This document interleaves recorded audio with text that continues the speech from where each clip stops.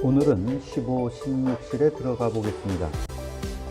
여기엔 레오나르도 다빈치의 동방박사들의 경배, 그리스도의 세례, 그리고 수태고지가 전시되어 있습니다. 수태고지를 먼저 보겠습니다. 다빈치 이전 화가들의 수태고지는 성모 마리아와 천사 가브리엘 인물을 중심으로 그려졌는데요. 다빈치는 인물 이상으로 배경을 주제로 삼고 있습니다. 배경의 풍경이 감탄스러울 정도로 은은하고 자연스럽습니다. 이 기법은 다빈치 자신이 명명한 대로 스푸마토법입니다. 스푸마토는 연기처럼 사라진 뜻으로 물체의 윤곽선이 자연스럽게 퍼지면서 희미하게 하는 명암법입니다. 그의 유명한 모나리자 역시 이 기법을 사용했습니다. 다빈치의 수태고지는 미술사에서 완벽한 원근법의 대작으로 꼽히고 있습니다. 그런데 사진을 유심히 살펴보면 이상한 점이 많이 발견됩니다. 성모 마리아의 오른팔이 왼팔에 비해 길고 석조물의 구심점이 선이 제대로 맞지 않습니다. 나무들의 크기가 거리와 한계없이 똑같고 천사의 몸집은 비대합니다. 그런데 우리는 여기서 다빈치의 수학적 천부성을 보게 됩니다. 원래 그림은 성당의 제단 끝 벽 옆면 상단에 걸려 있었습니다. 이 그림은 좁고 긴 구조의 성당에서 바라보는 것을 계산해 그려낸 것입니다. 원래 자리에 갖다 놓으면 마리아의 팔이 정상적 비율로 보이게 됩니다. 원근법의 소실점은 이렇게 됩니다. 천사의 몸집도 정상이 되고 나무들의 크기도 정리가 됩니다. 또 하나 여기서 성모 마리아가 손으로 잡고 있는 단은 툭 건드리면 움직일 듯 실제 출렁이는 듯한 느낌을 주고 있습니다. 이미 레오나르도 다빈치의 천재의 그림 솜씨는 베르키오의 공방 시절에 나타납니다. 그리스도의 세례라는 작품을 착수한 베르키오가 그리스도와 세례 요한을 그린 후 그 옆에 두 천사를 다빈치에게 맡깁니다.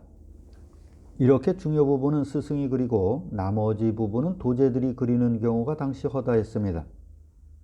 최근에 이 그림을 엑스레이 촬영을 했는데 베르키오와 다빈치의 테크닉 차이가 뚜렷이 나타났습니다.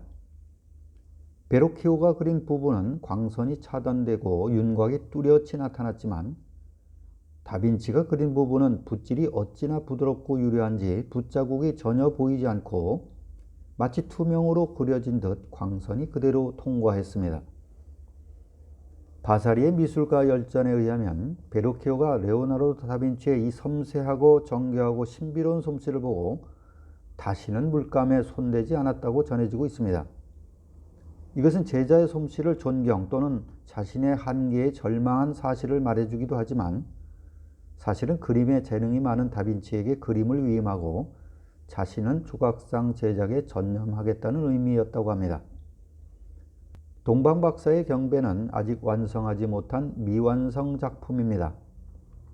이전 화가들이 그린 것과는 달리 많은 인물들이 등장합니다. 미술비평가 버나드 베렌스는 이 작품에 대해 진정으로 위대한 걸작이며 15세기가 만들어낸 것 가운데 이보다 더 훌륭한 것은 없다고 하였습니다. 레오나르도 다빈치, 그는 화가이며 조각가, 건축가입니다.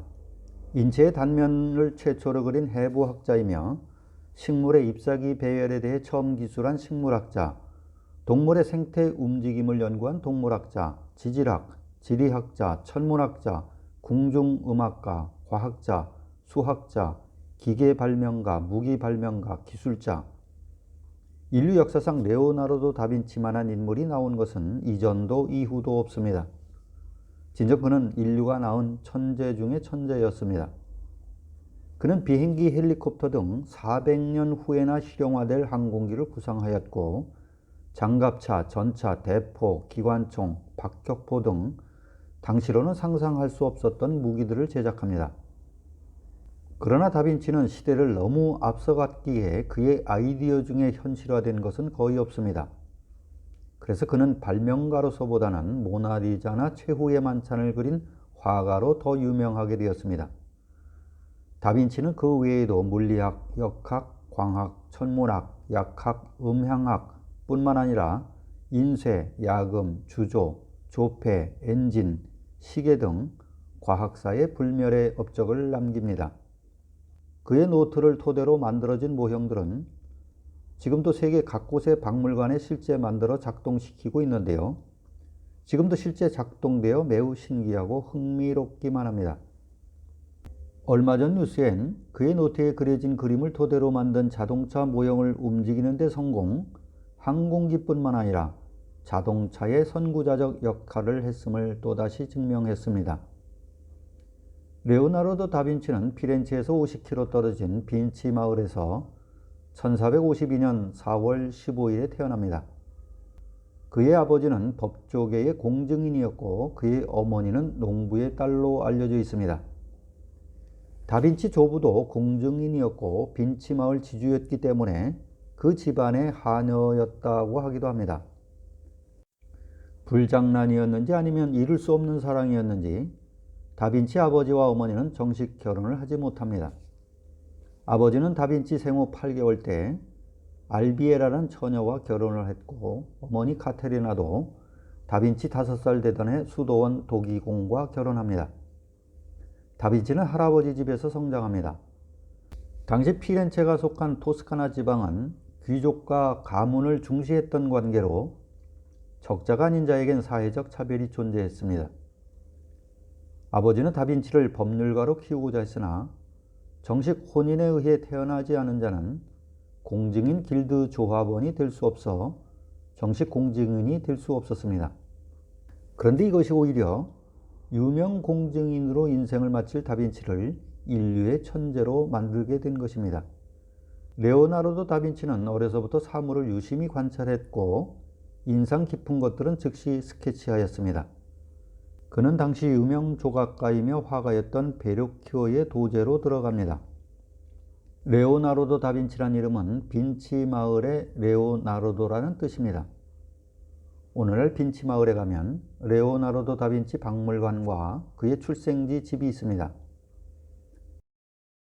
박물관에 가면 당시 다빈치가 그렸던 토스카나 지방의 세밀한 지도와 산에 나는 각종 풀과 꽃들의 섬세한 그림들이 있습니다. 또한 그가 만들어 놓은 비행기 모형 글라이더와 각종 기계들이 있는데 오늘날 탱크에 사용되는 무한궤도와 자동기관총의 원리 기계가 눈길을 끌고 있습니다. 다빈치는 수많은 각종 무기들을 제작하였지만 그는 전쟁을 증오한 채식주의자였습니다.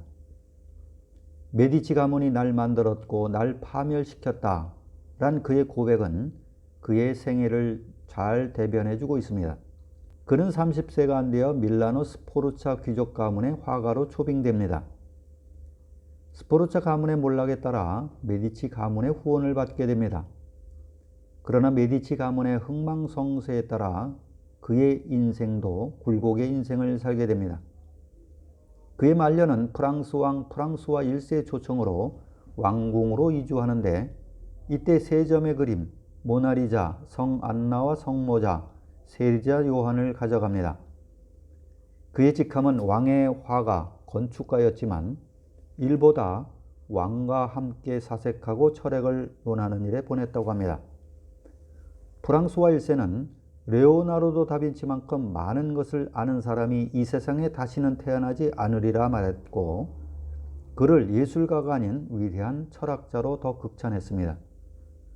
레오나르도 다빈치는 하루를 잘 보내면 축복 넘치는 잠을 자게 되듯 일생을 잘 살면 복 넘치는 죽음을 맞이하게 된다 란 명언을 남기고 1519년 5월 2일 67세의 나이로 세상을 떠납니다. 레오나르도 다빈치는 평생 독신으로 살았는데요. 한때 동성애자 죄명으로 재판을 받기도 합니다. 결국 무처분 받는데 그때 그는 감수성이 뛰어날수록 더 큰 고통을 받는다는 말을 남기기도 했습니다.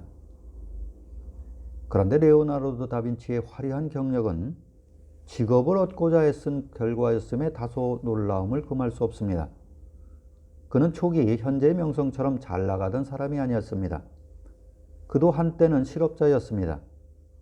그는 일을 얻고자 부단히 이력서를 제출하였는데 가장 출중한 자기소개서는 밀라노의 군주 루드비코 스포르차에게 보낸 것이었습니다. 내용은 기구 제작, 성곽 공격용 무기, 돌멩이를 우박처럼 쏟아내는 포, 땅굴 설계도, 공격용 방어용 무기들, 대리석 청동은 물론 진흙의 조각상까지 만들어 드리겠다고 했고, 마지막엔 의심이 가거나 믿기지 않으면 자신이 직접 가서 시험해 드리겠다는 내용까지 적어 놓습니다. 그런데 아이러니하게도 막상 그가 일자리를 얻게 된 것은 궁중음악가로서 무도의 계획자였답니다. 오늘날 피렌체의 미켈란젤로 언덕에 오르면 그리 높지 않은 자그마한 산이 하나 보입니다. 비에솔레입니다. 전해 오는 이야기에 의하면 다빈치가 이곳에서 모형 비행기를 시험 비행했었다고 합니다. 천재 레오나르도 다빈치는 모든 방면은 탁월했지만 아쉽게도 제자 양성엔 그렇지 못했습니다. 그가 탁월한 제자를 배출했더라면 아마도 라이트 형제와 포드는 이미 수백 년 앞당겨 출현했을지도 모릅니다.